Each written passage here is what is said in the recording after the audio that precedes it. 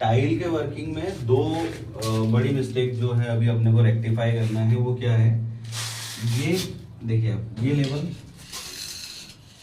सरासर ही आउट दिख रहा है, वेव है, इसी की वजह से ये प्लेट को लगाना मुश्किल है, तो इसे रेक्टिफाई करना होगा। दूसरी चीज, जब आप इसको बजाते हैं, ये देखो यहाँ पे पोलापन है, साउंड से ही अलग मालूम पड़ जाएगा आपको कि यहाँ पर कुछ मटेरियल नहीं है, ये बिल्कुल खाली है।